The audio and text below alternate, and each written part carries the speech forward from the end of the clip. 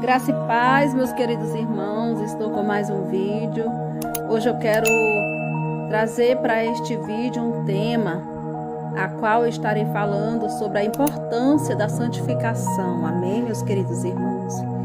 Eu peço que você abra a Bíblia em 1 Tessalonicenses, capítulo 4, versículo 3 ao 4, que diz assim: porque esta é a vontade de Deus, a vossa santificação, que os abstenhas da fornicação, que cada um de vós saiba possuir o seu vaso em santificação e honra. Glória a Deus. Eu quero fazer uma pergunta para você. O que é santificação para você? O que eu entendo que a santificação, ele é um processo. Ele é um processo progressivo e contínuo, operado por Deus na vida daquele que foi regenerado, convertido e justificado no processo da santificação. O cristão é ensinado e moldado a viver cada vez mais para Cristo, numa vida de retidão conforme a vontade do Senhor. Assim também a santificação leva, meus amados irmãos, a gente morrer dia por dia para o pecado. Palavras como santificação, santificar e santidade, e santo, que significa ser separado, consagrado, consagração e purificação. A santificação é uma obra da Trindade, Pai, Filho e Espírito Santo, mas geralmente atribuída nas Escrituras, especialmente à pessoa do Espírito Santo. Em Romanos 8, 11, 15 e 16, em 1 Pedro 1 e 2. No entanto, o homem que nasceu de novo também participa desse processo, mas isso não ocorre, meus amados irmãos, de forma independente. Na verdade, o homem, ele serve como instrumento pela qual, em parte, o Espírito de Deus efetua essa obra. Glória a Deus. Então, nós não conquistamos a santidade de forma instantânea ou através de um milagre em que dormimos e acordamos santos.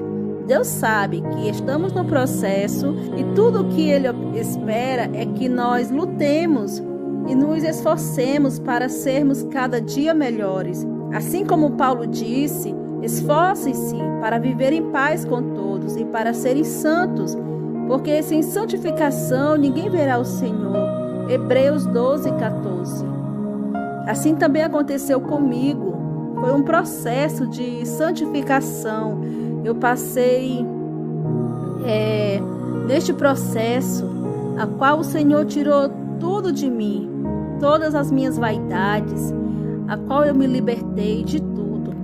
Eu era uma mulher muito vaidosa, usava joias, maquiagem, pintava meu cabelo, usava calça, short curto, pintava as minhas unhas, e eu não conhecia, a palavra de Deus.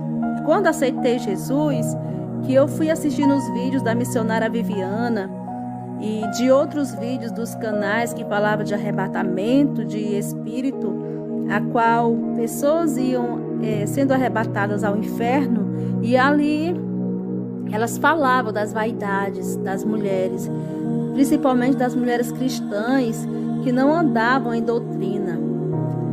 Aleluia, glória a Deus. Eu agradeço a Deus por ter tido misericórdia de mim e eu ter chegado ao conhecimento da sã doutrina. E ali eu comecei a me desfazer de todas essas coisas. Aleluia, meu Deus. Então a santidade, meus amados irmãos, significa estar separado para Deus. Ou seja, cada dia nós precisamos nos separar do pecado para nos aproximarmos de Deus. E à medida que obedecemos os ensinamentos da Bíblia, a gente vai aprendendo a confiar no Senhor e a se santificar. Glória a Deus. É muito comum as pessoas quererem estar com Jesus e com o pecado ao mesmo tempo. Só que isso é impossível. Deus nos chama para santificação, em 1 Tessalonicenses 4:3. Glória a Deus. Apesar de termos sido regenerados e recebermos uma nova natureza, depois de aceitarmos a Cristo, o pecado ainda habita em nosso corpo carnal e precisamos lutar diariamente para vencê-lo, com a ajuda do Espírito Santo, porque sem ele a gente jamais vai conseguir se libertar de tudo. Então é um processo a nossa libertação, e não depende só de Deus, mas também da nossa escolha. Às vezes nós pecamos ao agir por impulso, sem confiar no Senhor. Outras vezes porque estamos fracos espiritualmente, sem buscar a Deus. Então ficamos tristes. Nos sentimos culpados e com vontade de voltar atrás. Mas devemos entender que mesmo que nós caiamos em tentação, Deus está sempre disposto a nos perdoar e nos arrependermos. Em 1 João 1:9. Aleluia, glória a Deus.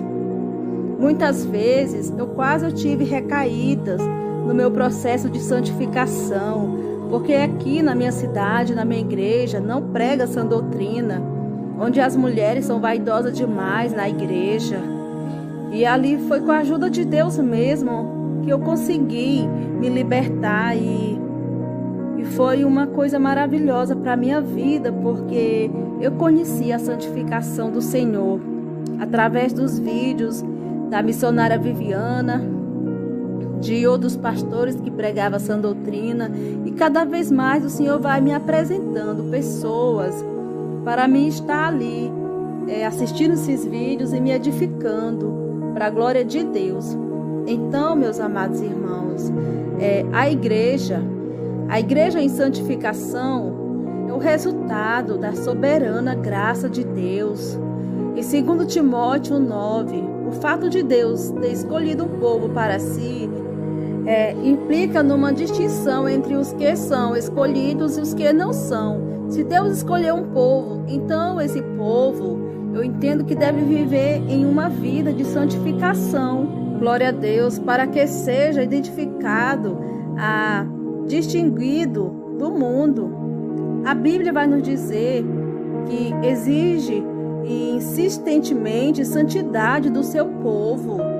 Nessa santidade, a igreja é coparticipante da natureza de Deus, porque no outro lado, a santidade do povo de Deus é fruto do agir do Espírito Santo, que habita no crente e age nele, operando neste a vontade de Deus, em Romanos 8:1 e 8.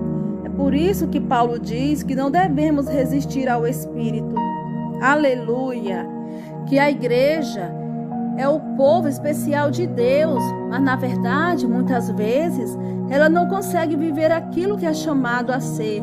Desta forma, nós também nos defrontamos com a mesma realidade do povo de Israel. Não conseguimos ser fiel ao chamado de Deus, sejam quais foram as explicações para essa infidelidade. Glória a Deus, porque o povo de Israel sempre foi um povo obstinado para o erro. Era um povo que Deus tirou do Egito, mas esse povo, meus amados irmãos, começaram a murmurar, sentir saudades do Egito. E assim está acontecendo hoje no meio cristão. As pessoas vêm para Cristo e começam a sentir saudade do mundo. E começam a se lembrar como que era no mundo. E é ali que o Satanás entra na vida dessa pessoa. E até que consegue tirar da presença de Cristo. Nós temos que ter a mente de Cristo. O caráter de Jesus é o padrão para a igreja. Nesse caráter de Jesus exige um aspecto, meus amados irmãos, que se chama de mente de Cristo. Essa mente de Cristo que o povo de Deus, a igreja, precisa experimentar. É esse aspecto da mentalidade cristã que é o mais ameaçado na sociedade atual. Glória a Deus. Quando se fala em mente, está se referindo à totalidade da pessoa racional, moral e espiritual. Somos confrontados aqui com a singularidade da pessoa humana. Como imagem de Deus, nós somos a imagem e semelhança de Deus. Então, os cristãos são pessoas restauradas por Cristo. Aleluia! E podem ter a mente de Cristo, pois Cristo, ele vive em cada pessoa que crê por meio do Espírito Santo. Em Cristo fomos criados à imagem de Deus. Em Romanos 8, 29 e em Colossenses 1,15, conforme Efésios 4 e 13, o alvo é que cheguemos à medida da estatura de Cristo. Aleluia! Então, a imagem de Deus em nós. Mas o que significa, meus amados, a imagem de Deus em nós? São aspectos da personalidade de Cristo que foram demonstrados em seu ministério terreno. Então, são, portanto, significativos para a vida da igreja. Glória a Deus. Subentende-se, portanto, que esses aspectos deveriam existir no seu corpo. Não existe atalho para produzir a mente de Cristo. Ter a mente de Cristo só é possível a partir da disposição de um compromisso realmente sério com Jesus e os valores que proclamou o caminho para a vida eterna, com Jesus, o único Salvador. Glória a Deus. Uma igreja fiel a Deus glorifica a Ele. De muitas maneiras, contudo, devemos estar sempre em adoração, em comunhão, santificação. Aleluia! E testemunho. A igreja é um local para adoração, comunhão e testemunho de que Deus está presente a todo instante na vida de cada um de nós. Desta forma, manterá fiel a palavra de Deus, que é cheia de vida. Glória a Deus, fique todos na doce paz do Espírito Santo, na paz de Jesus Cristo, na paz de Deus, a graça de Deus esteja com todos nós, em nome de Jesus. Deus abençoe sua vida.